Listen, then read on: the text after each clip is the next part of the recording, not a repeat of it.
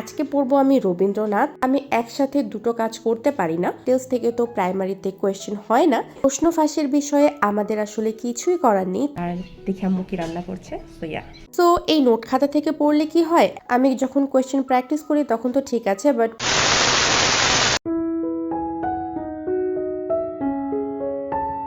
Hi guys, আসসালামু আলাইকুম, welcome back to my YouTube channel.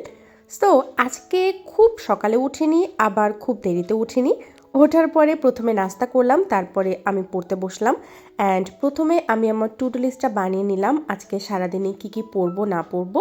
এই জিনিসটা সকালবেলা উঠে বানানো থাকলে সারাদিনে আর কোনো ঝামেলা হয় না, খুব সুন্দর মতো সব কিছু কমপ্লিট করে ফেলতে পারি। আজকে প্রথমে শুরু করব বাংলা দিয়ে, অ্যান্ড খুবই বোরিং টপিক আজকে পড়বো। বাংলা সাহিত্য আমার মোটেও ভালো লাগে না, এত এত কনফিউজিং জিনিস থাকে।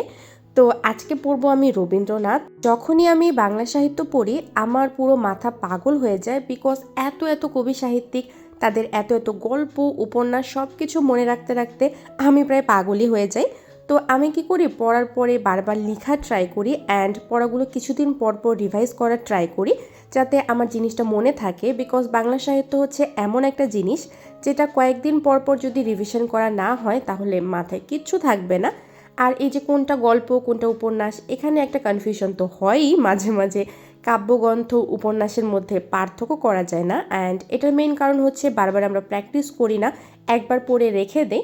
সো আমি ট্রাই করছি ইমপ্রুভ করার, আই ডোন্ট নো কতটুকু হবে। অ্যান্ড আমার ক্ষেত্রে একটা জিনিস হচ্ছে আমি একসাথে দুটো কাজ করতে পারি না। কয়েকদিন আগে আমি যখন প্রাইমারির জন্য প্রিপারেশন নিচ্ছিলাম, তখন যখনই আমি পড়ছিলাম একটা জিনিস আমি অনেক বেশি ফেস করছিলাম। আমি চাচ্ছিলাম যে আমি একদম ডিটেলসে পড়ে একবারই পড়াটা কমপ্লিট করি, বাট যখনই পড়তে যাচ্ছিলাম মনে হচ্ছিল এত ডিটেলস থেকে তো প্রাইমারিতে কোয়েশ্চেন হয় না। সো আমি ওসব স্কিপ করে যাচ্ছিলাম, যার কারণে এখন আমার অনেক বেশি প্রবলেম হচ্ছে, বিকজ খুব বেশি সময় নেই। অ্যান্ড প্রাইমারি পরীক্ষা শেষ হওয়ার পর হাতে কতটুকু সময় আছে সেটা তো আমরা সবাই জানি। তো এখন আমার কাছে পড়াটা খুব বেশি ডিফিকাল্ট হয়ে যাচ্ছে। এত অল্প সময়ের মধ্যে আমি সব কিছু কীভাবে শেষ করব কিছুই বুঝতে পারছি না। প্রাইমারি যদি একটা পুকুর হয় তাহলে বিসিএস হচ্ছে একটা সমুদ্র। আমি জানি না ওই সময় আমার মাথায় আসলে কি ছিল, যার জন্য আমি এইভাবে প্রিপারেশনটা নিয়েছি। যাই হোক, আমার প্রবলেম ফেস করতে হচ্ছে, তবে আমাকে এটাকে ফেস করতেই হবে। অ্যান্ড এখন যে কয়েকদিন সময় আছে বারবার জিনিসগুলোকে রিভিশন করতে হবে। বিসিএস এর মেইন জিনিসটাই হচ্ছে পড়াটাকে বারবার করে পড়া, বিকজ কনফিউশন সৃষ্টি হয় কোয়েশ্চেনের মধ্যে কোনটা অ্যান্সার করব না করব, অ্যান্ড এটা সব সময়ে হয়। সো গাইস, এবার যারা প্রাইমারির পরীক্ষা দিয়েছেন অনেকেই হয়তো বা ভালো পরীক্ষা দিয়েছেন, আবার অনেকেই আছেন যারা মোটামুটি পরীক্ষা দেওয়ার পরেও অনেকটা ডিমোটিভেটেড হয়ে গিয়েছেন কোয়েশ্চেন আউটের যে ব্যাপারটা সেই কারণে। তো আমি আপনাদেরকে বলবো মন খারাপ করবেন না, সামনে প্রধান শিক্ষকেরও কিন্তু একটা পরীক্ষা আছে, অ্যান্ড একদম সেম সিলেবাস, সব কিছুই সেম, জাস্ট কোয়েশ্চেনটা একটু প্রাইমারির থেকে হার্ড হবে। তো আপনাদেরকে বলবো প্রধান শিক্ষকের জন্য ট্রাই করতে থাকুন, যেহেতু এখনও ডেট হয়নি, মোটামুটি একটা সময় পাওয়া যাবে 2-3 মাসের মতো। তো আপনারা যদি এখন থেকে ভালো মতো পড়াশোনা করেন তাহলে হয়তো বা সামনের পরীক্ষাটা ভালো হবে। প্রশ্ন ফাঁসের বিষয়ে আমাদের আসলে কিছুই করার নেই, তবে চেষ্টা করাটা আমাদের হাতেই আছে। A few moments later. So for now study done, and Rabindranath complete হয়নি। আমি একবারে পড়লে সব কিছু মনে থাকবে না, তাই হাফ হাফ করে রেখেছি। হাফ পড়লাম, অ্যান্ড বাকিটা অন্য কোনো সময় পড়বো। অ্যান্ড এখন কিছু কাজ আছে তো সেগুলো করব, আর দেখি আম্মু কি রান্না করছে। সো আজকে আম্মু পোলাও রান্না করছে, অ্যান্ড আমার আম্মুর হাতের পোলাওটা কিন্তু অনেক মজা হয়। আসলে মায়ের হাতে সব রান্নাই মজা।